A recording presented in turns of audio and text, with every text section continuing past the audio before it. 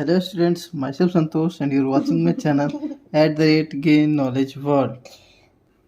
Please subscribe my channel, like and share and press the bell icon so that you will get the updation of my app whichever I uploaded on my channel. Okay, so let's go.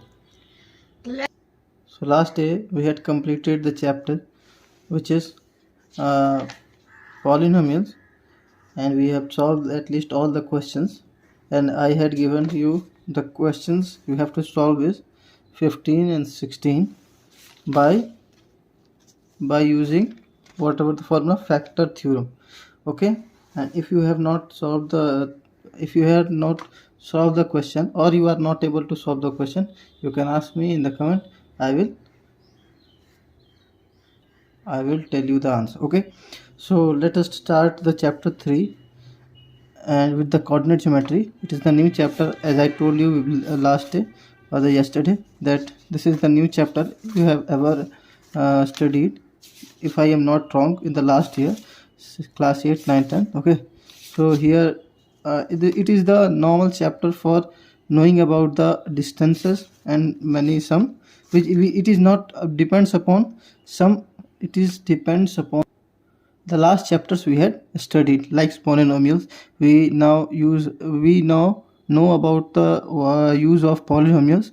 So by this chapter we will get the more confident in using the polynomials as an equation or to solve. Okay, so let us start the coordinate geometry from the introduction, as I teach you always.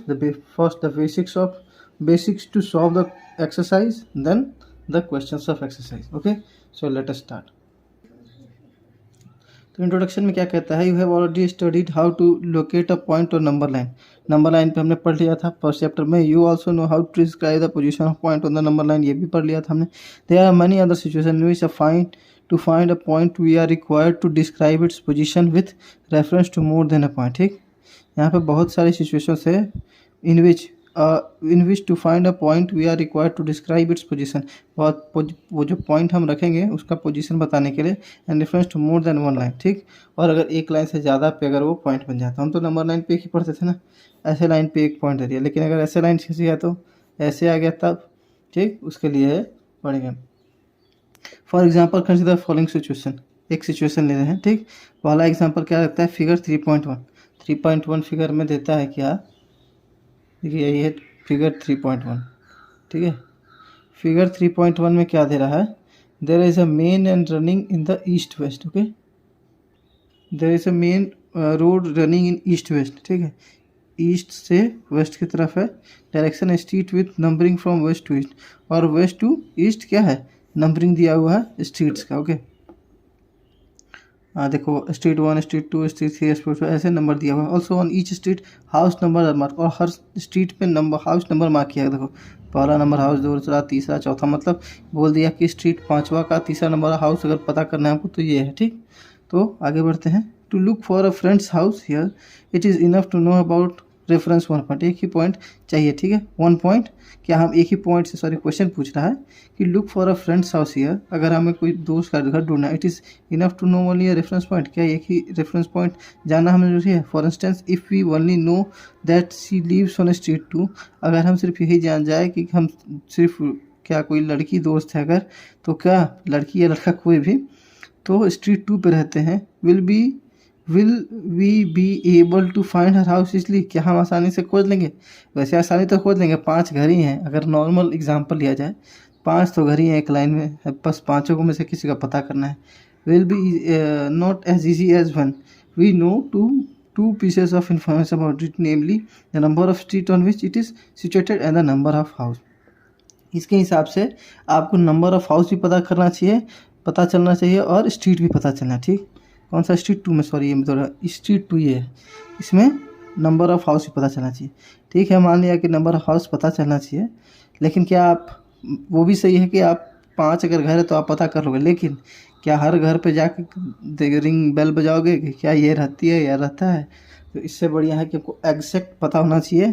कि मैंने 5 friend से अपने पूछा, भाई तू कहाँ रहता है, मुझे आज नोट्स चाहिए. तो उसने बोला जाना तू स्ट्रीट नंबर 4 पे और घर नंबर 4, ठीक।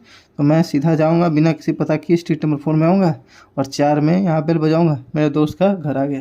काम तब अगर यही बोल दिया उसने कि स्ट्रीट 4 में जाओ, अब पहले नंबर पे पता करना पड़ेगा क्या रहता है यहाँ पे, नहीं, फिर दूसरे पे, तीसरे पे, चौथे पे, 5 पे, तब जाकर पता चलेगा कि किस में है इनमें, ठीक। So if we want to reach the house which is situated in the second street and has the number 5, first all we would identify the second street then the house number 5 on it। मतलब अगर दूसरा street में 5वां number house है तो ये है house, ठीक। तो पहले हमको स्ट्रीट ढूंढना पड़ेगा फिर नंबर ऑफ हाउस, ठीक। S shows the location of house, similarly P shows the location of house corresponding to street number 7 and house P कहाँ पर है, देखो यहाँ पे नंबर 7, हाँ। और P पॉइंट कौन सा, नंबर 7 स्ट्रीट पे अगर चौथा नंबर घर बोल दिया तो ये P शो कर रहा है, ठीक। आगे बढ़ते हैं, लिखा है सेकंड लेते हैं हम एग्जांपल। क्या, suppose you put a dot on the street of paper, ठीक। एक शीट ऑफ पेपर पे हमने डॉट किया जो कि इसको फिगर में दिखा है। If you ask you to tell us the position of dot on the paper, अगर हमने आपको पूछ दिया कि भाई ये डॉट कहाँ पे है पेपर पे, how will you do this, कैसे बताओगे। मान लो ये पूरा पेपर है, ये पूरा मैंने यहाँ आपको जितना कैमरा में दिख रहा है ये पूरा पेपर है, मैंने बोला यहाँ पे एक डॉट है, भाई बताओ ये कहाँ पे डॉट है एग्जैक्टली। तो आप तो ऐसे दिखा दोगे सर यहाँ पे डॉट है, लेकिन नहीं, मुझे क्या चाहिए, मुझे एकदम लोकेशन चाहिए। आप जो मैथमेटिक्स के तौर पे, यहाँ भाई यहाँ से कितना डिस्टेंस है इसका, यहाँ से कितना डिस्टेंस है, यहाँ से डिस्टेंस कितना है, यहाँ से, तो बोलोगे सर पेपर के ऊपर में, पेपर के बीचों बीच अगर वेस्ट से जाइएगा मतलब या वेस्ट या लेफ्ट ऑफ पेपर देखिएगा तो 2 सेंटीमीटर, राइट ऑफ पेपर से देखिएगा तो कितना 10 सेंटीमीटर मान लेते हैं, और अपर ऑफ पेपर देखिएगा, अपर से देखिएगा पेपर को या नॉर्थ से देखिएगा पेपर को तो क्या 10 सेंटीमीटर, और साउथ से देखिएगा 3 सेंटीमीटर। यही आ गया आपका पॉइंट, आ गया। तो उसी तरह इसमें बताया गया, how will you do this, किस तरह आप जानोगे। Perhaps you will try in some such manner the dot is in the upper half of the paper. अब क्या ये बोल सकते हैं कि डॉट क्या है, upper half of the paper में, मतलब आधा पेपर को हमने नाप लिया, या फिर मान लो ऐसे पेपर था आपका ऐसे पेपर था, आपने आधा मोड़ लिया, आधे के ऊपर आ गया, तो आप ये कहोगे सर आधे के ऊपर वाले पेपर, आधे के ऊपर पॉइंट है पेपर का, तो इसलिए the dot is upper half of the paper, ठीक। और it is near the left edge of the paper, और देखो यहाँ पे लेफ्ट एज है, फिर आपने एक बार ऐसे तो मोड़ा था और एक बार ऐसे मोड़ दिया, ठीक। ऐसे मान लो था पेपर, इसको ऐसे मोड़ दिया, ठीक। ऐसे मोड़ने पे कहाँ पे पॉइंट आ गया है, यहाँ पे, ठीक। तो यहाँ पे अगर पॉइंट आ जाता है, यहाँ पे मान लो अगर एक पॉइंट आ जाता है तो आप क्या कहोगे, पेपर से भी समझाऊँ, रुक पेपर से मैं समझाता हूँ, एक मिनट। बुक के हिसाब से मान लो यहाँ पे पॉइंट है, ठीक। अब आपको पता नहीं है, मैंने जैसे डिस्टेंस वाला बताया कि ऐसे सेंटीमीटर वैसे सेंटीमीटर, आपको तो पता नहीं। आप पता करने के लिए क्या दिमाग लगाओगे, पहले इसका आधा कर दोगे पेपर का, ठीक। आधा किया आपने, ये तो जहाँ आपने आधा किया तो पता चलेगा ना, बोलोगे तो ये तो आपको पता चलेगा कि ये हाफ था, ठीक। यहाँ से देखिए कि अपर ऑफ द हाफ है भाई, तो half upper of the half, फिर आपने क्या किया, इसको इस तरह मोड़ लिया, ठीक। और इस तरह मोड़ने के बाद इसको राइट साइड माने, उसको लेफ्ट साइड बोलिए, तो आप क्या बोलोगे, सर जो आपका वो है डॉट है वो upper half of the paper and left of the paper है, upper half left of the paper हो गया, ठीक। ये इसके हिसाब से बोलना चाह रहा है, देखो is near the left edge of the paper, upper half या लेफ्ट एज में मान लो, और it is very near the left hand upper corner of the sheet, बताया ना, वही left hand upper corner of the sheet. Do any of this statement fix the position of dot previously, क्या ये इसका एकदम करेक्ट पोजीशन बता दिया, नहीं बताया। क्यों नहीं बताया, क्यों, क्योंकि ये ज़रूरी थोड़ी है कि यही पॉइंट को, अपर हाफ में तो ये भी हो सकता है, अपर हाफ लेफ्ट में, अपर हाफ लेफ्ट में ये भी हो सकता है, अपर हाफ लेफ्ट में ये भी हो सकता है, ये भी हो सकता है, ठीक। तो आगे बढ़ते हैं, देखते हैं। No but if say do any statement fix नहीं है, no but if you say the dot is nearly 5 centimetre away from the left edge of the paper it helps to give some idea but still does not fix the position of dot. अब एक step और बढ़े, क्या, कि मान लो कि आपने कहा कि ठीक है सर लेफ़्ट साइड से 5 सेंटीमीटर के डिस्टेंस पे और अपर हाफ में, ये मान लो आधा मैंने कर दिया इस पेपर को, ठीक, आधा कर दिया और यहाँ से यहाँ तक आधा कर दिया, ठीक। आपने कहा अपर लेफ्ट हाफ में है पॉइंट, ठीक, इसको मैंने मान लिया। यहाँ पे भी तो हो सकता है, यहाँ पे भी हो सकता है। फिर आपने कहा 5 सेंटीमीटर, लेफ्ट एज से 5 सेंटीमीटर, तो क्या यहाँ पे पॉइंट नहीं हो सकता? यहाँ पे नहीं हो सकता, यहाँ पे नहीं हो सकता, हो सकता है। फिर आपने क्या बोला, देखो it haves to give some idea, लेकिन सारे कुछ आइडिया देगा लेकिन पूरा नहीं देगा, क्योंकि आप ऐसे ऐसे चेक करते यहाँ भी तो कभी आ जाओगे, तो इसलिए पता चल जाएगा आपको, लेकिन ये एग्जैक्ट आप तुरंत नहीं बता पाओगे। फिर देखो, a little thought might able to you to say that the dot is also at a distance of 9 centimetre above the bottom line. अब आपको पता चल गया कैसे कि यह बॉटम लाइन से कितना सेंटीमीटर अप हो, 9 सेंटीमीटर अप हो और इससे लेफ्ट हो। तो क्या अगर 9 सेंटीमीटर, अगर हम यहाँ का यहाँ से छोड़ के यहाँ पे आ जाए तो क्या हमको 9 सेंटीमीटर तो मिलेगा, लेकिन ये लेफ्ट साइड से 5 सेंटीमीटर मिलेगा, नहीं मिलेगा। यही अगर हम यहाँ से ना छोड़ के यहाँ से ले ले 5 सेंटीमीटर और यहाँ से अगर नीचे नापे तो क्या हमको मिलेगा, नहीं, ये 9 सेंटीमीटर नहीं रह जाएगा। इसलिए द परफेक्ट जो हमको मिल गया, बॉटम से 9 सेंटीमीटर और लेफ्ट से 5 सेंटीमीटर। अब ये पॉइंट कहीं नहीं जाएगा, अब ये एग्जैक्ट पॉइंट हो गया। We now know exactly what the dot is. अब हमको पता चला कि एग्जैक्टली डॉट है क्या, ठीक। For this purpose we fix the position of dot by specifying its distance from 2 fix line. 2 fix line से हमने क्या किया, fix position, we fix the position of dot by specifying its distance from 2 fix line. 2 fix line से हमने उसका distance specify कर दिया। पहले तो एक बॉटम वाले लाइन से, फिर एक लेफ्ट वाले लाइन से, ठीक। The left edge of the paper and the bottom of the line, ठीक, वही कहा मैंने। इन अदर वर्ड्स, अगर अदर वर्ड्स में कहें, we need 2 independent form for finding the position of the dot. इस अगर डॉट को पता करना है तो हमको कम से कम 2 इन्फॉर्मेशन, इंडिपेंडेंट इन्फॉर्मेशन चाहिए, ठीक। ना perform the following classroom activities known as seat planning.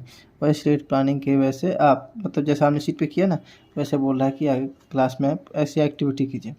Activity में पहला क्या है, एक्टिविटी क्या कर रहा है, draw plane of sheet in your classroom pushing all desk together, represent each desk by a square, if each square write the name of the student occupying the desk which is square represent।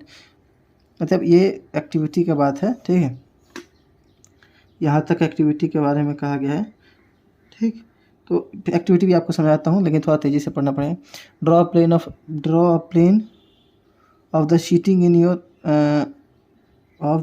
In your classroom pushing all the desk together. सारे desk को एक कर दिए। Actually पूरा कहानी क्या बोल रहा है, मान लो ये आपका क्लासरूम है, ठीक, क्लासरूम है, इसमें आपका 3 रो है, 1 2 3 4 5, ठीक, 1 2 3 4, 1 2 3 4, ठीक, 5। ये क्या है, ये रोज़ हैं, ठीक, और ये कॉलम्स हैं, ठीक है। जो क्या कहते हैं, ये रोज़ है, ठीक। ये मान लो एक ऐसा होता है ना रो जिसमें सिर्फ लड़के बैठते हैं, फिर एक ऐसा रो होता है जिसमें लड़कियां बैठती है, एक ऐसा रो होता है फिर लड़कियां ये लड़के मिक्स होकर बैठते हैं, ठीक। लेकिन इसको क्या कहते हैं, कॉलम। इसमें लड़कियां बैठी, लड़का बैठा, दोनों बैठ गए, ठीक। तो ये 5-5 का हमने रो बना दिया, ठीक। अब इसमें क्या बोल रहा है कि अगर हर जो बच्चा बेंच पे बैठता है जिस रो में, उसके नाम लिख दिया। अगर हमको किसी का पता करना है, मान लो यहाँ पे रोनित लिखा हुआ है, RAUNIT, रोनित, तो हमको पता करना पड़ेगा कि रोनित किस बेंच पे। तो सबसे पहले हमको पता करना पड़ेगा रो कौन से रो में है, तो भाई रोनित क्या 2nd रो में पढ़ता है, सॉरी। और कौन सा बेंच है, तो 5th बेंच है, तो 4th बेंच है, सॉरी। तो सेकंड नंबर उस पर 2nd नंबर रो में 4th बेंच पे अगर बैठता है रोनित, तब हमको पता चला है कि 1st 2nd 3rd, हमने 1st ले लिया, 2nd ले लिया, 3rd।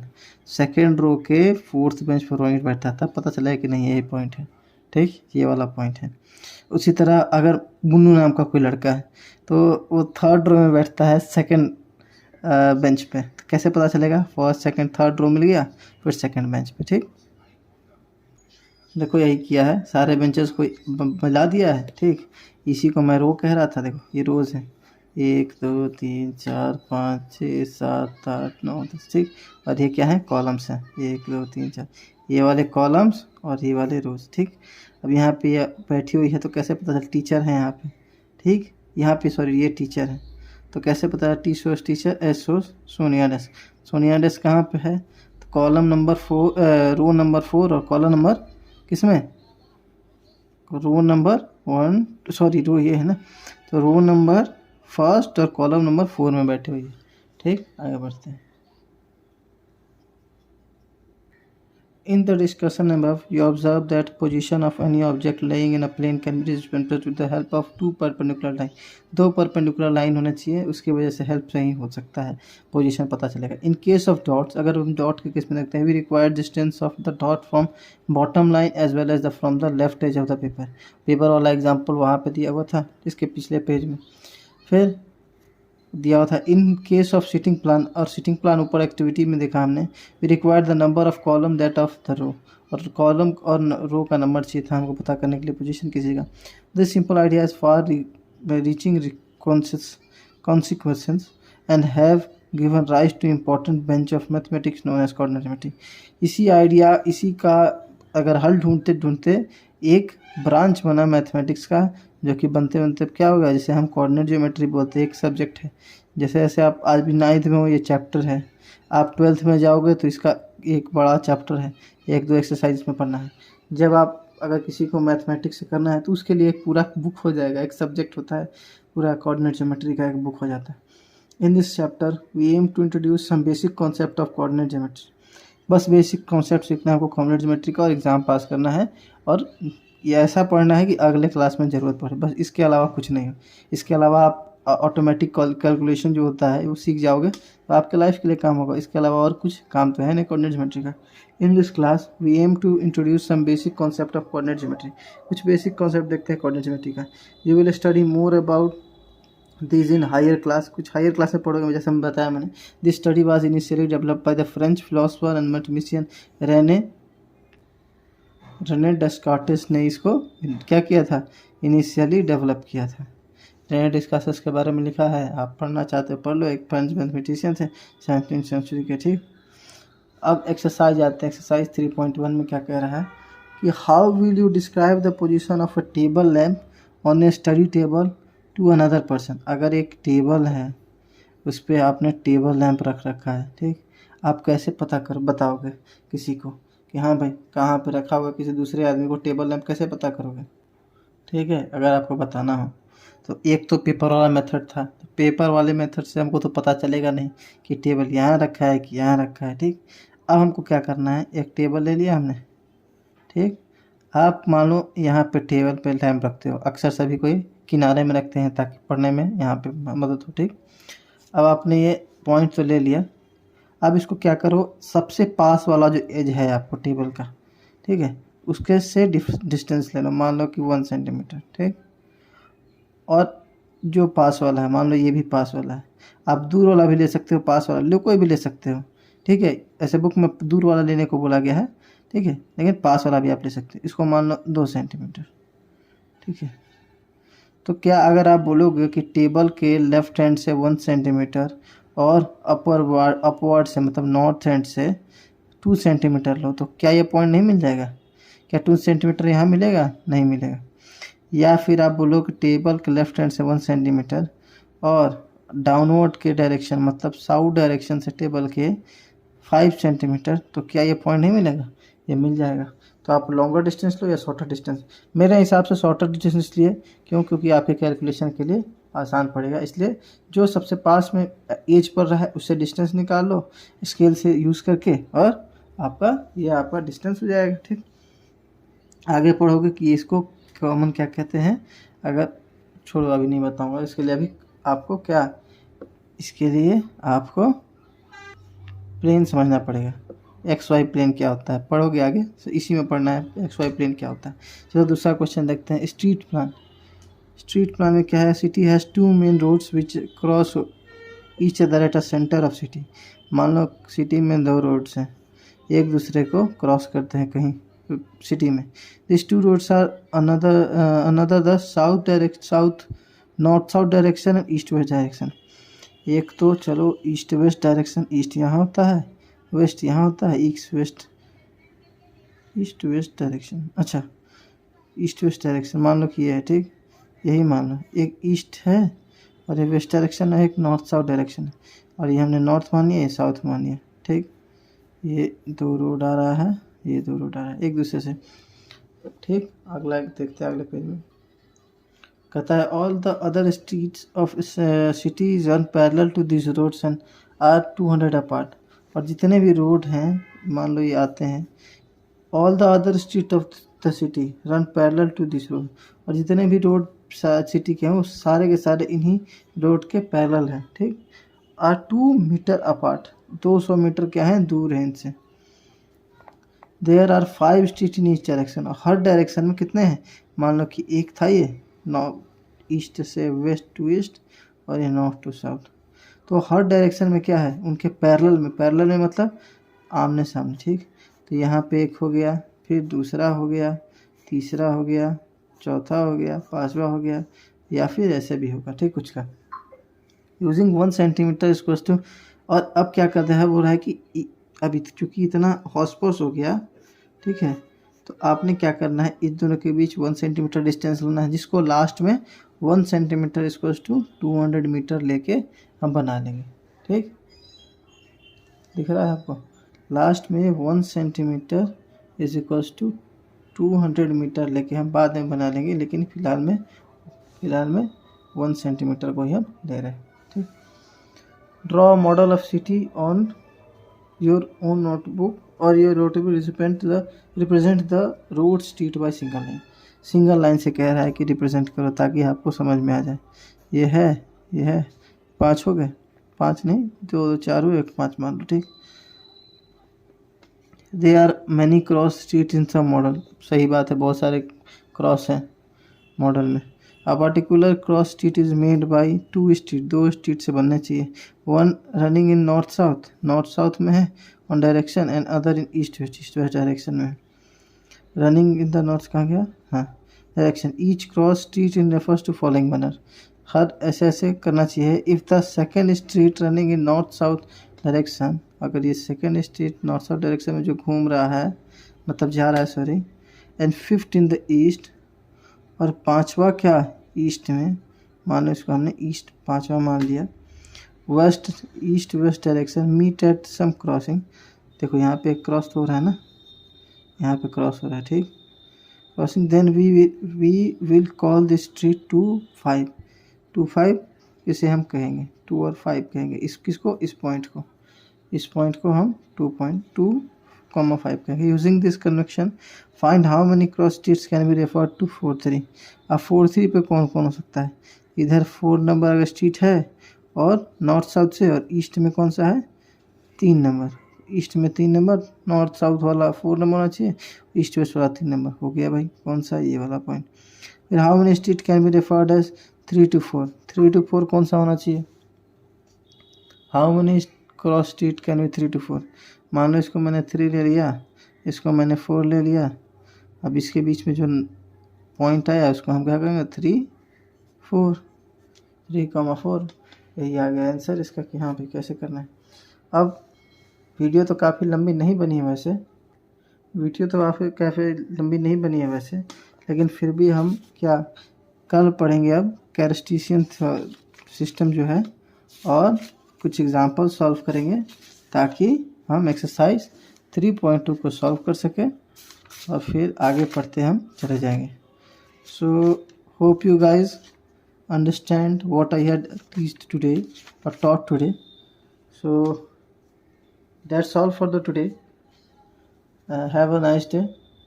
If you have any query, you can type in the comment box. I will give the answer of that. Okay, so thank you.